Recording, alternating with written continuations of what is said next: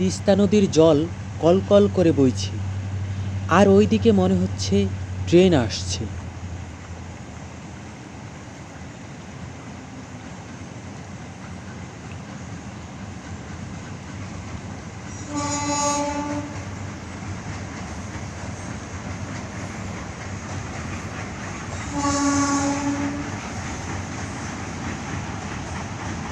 ট্রেনের প্রত্যেকটা কামরায় পুরো ফাঁকা। ট্রেনটা হঠাৎ ব্রেক কষল। ট্রেনের আজকাল যা অ্যাক্সিডেন্ট হয়, তাতে ব্রেক কষা বা অন্য কিছু দেখলেই মনে হয় যেন কোনো একটা অঘটন ঘটল।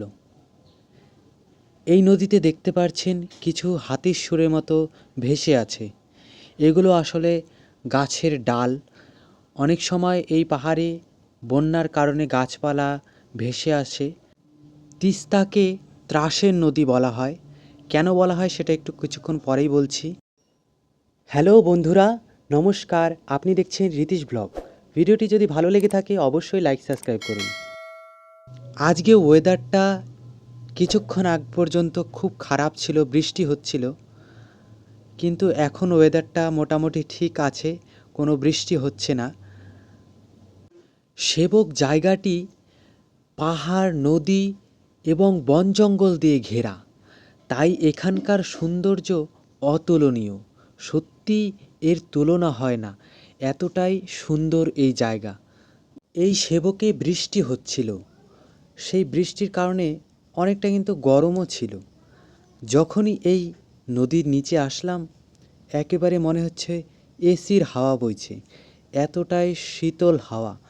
বর্তমানে তিস্তা নদীতে জল নেই বললেই চলে, কিন্তু এই তিস্তা নদীর রুদ্ররূপ দেখা যায় বর্ষাকালে, যখন সিকিম, দার্জিলিং এবং কালিম্পং এই পাহাড়ি সংলগ্ন এলাকাগুলোতে ভারী বৃষ্টিপাত হয়।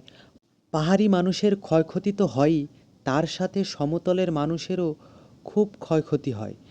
তিস্তা নদীতে বর্ষাকালে যেমন জল ফুলে ফেঁপে ওঠে, তেমন আবার শীতের সময় বা খরার সময় জল থাকে না বলেই চলে। এই জন্যই তিস্তাকে ত্রাসের নদী বলে। তিস্তা নদীর এই ভিউ পয়েন্টে যদি আপনি আসতে চান, তাহলে আপনাকে একটা মন্দির দেখতে পাবেন। এই যে মন্দিরটা দেখা যাচ্ছে, এই মন্দিরের পাশেই একটা ছোট সিঁড়ি দিয়ে নেমে আসতে হবে। তাছাড়া তেমন কোনো রাস্তা নেই। জলের স্রোত কমানোর জন্য কয়েকটা স্পার বেঁধে দেওয়া হয়েছে। এই পাথরের যে গুচ্ছগুলো দেখতে পাচ্ছেন, এগুলো হচ্ছে স্পার, যাতে পাহাড় থেকে দ্রুত গতিতে বয়ে আসা জল এখানে বাধা পেয়ে যাতে সমতলে ধীরে ধীরে যায়, তার স্রোতটা কিছুটা হলেও কমানো যায়, সেই জন্যই এই স্পারগুলো বেঁধে দেওয়া হয়েছে। তিস্তা নদী দিন দিন কেমন যেন এক খাদে পরিণত হচ্ছে। কেন আমি এই কথা বলছি? কারণ এখানকার যে নদীর পাথর এবং বড় বড় বোল্ডার, সেগুলো প্রতিনিয়ত এখান থেকে ট্রাকে ট্রাকে করে দেশ বিদেশে চলে যাচ্ছে। এই পাথর দিয়ে মূলত বাড়ি, রাস্তা এই সবই তৈরি করা হয়। আর বাংলাদেশে তো পাথর নেই, সেই জন্য এখান থেকে প্রচুর পরিমাণে পাথর এক্সপোর্ট করা হয় বাংলাদেশে। তিস্তা নদীর জল একেবারে স্বচ্ছ পরিষ্কার ছিল কিছুক্ষণ আগ পর্যন্ত, কিন্তু এখন কেমন যেন দেখা যাচ্ছে ঘোলাটে হয়ে গেল। মনে হয় পাহাড়ে খুবই বৃষ্টি হচ্ছে। তো এখানে বেশিক্ষণ দেরি করা যাবে না, কারণ কোন সময় কিভাবে জল চলে আসে তার কোনো ঠিক নেই। পাহাড়ি নদী, তাই বর্ষাকালে একেবারে ভরসা করা যায় না। আপনি প্রাকৃতিক সৌন্দর্যের যদি আনন্দ নিতে চান, তাহলে আসুন এই সেবকে। সেবকেই আছে সেই ব্রিটিশ আমলের তৈরি করা ব্রিজ, যাকে করোনেশন ব্রিজ বা লোকমুখে বাকপুল নামেই বেশি পরিচিত। এখানেই আছে মা সেবকেশ্বরী কালী মন্দির। তার পার্শ্ববর্তী পাহাড়ে আছে শিব মন্দির। কিছু দূরেই অবস্থিত ঐতিহাসিক ব্রিজ বাকপুল, এর পাশেই আছে ঝর্ণা। পাহাড়ের গা দিয়ে ভেসে বেড়াচ্ছে মেঘ এবং বরফ গলা জলে পুষ্ট তিস্তা নদী।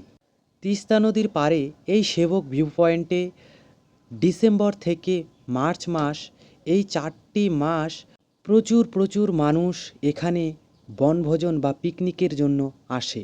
সেবক থেকে সিকিমের রংপো পর্যন্ত রেলওয়ে প্রজেক্টের কাজ প্রায় শেষের দিকেই। আর কিছুদিনের মধ্যেই রেল নেটওয়ার্কের সাথে পুরোপুরিভাবে যুক্ত হবে সিকিম।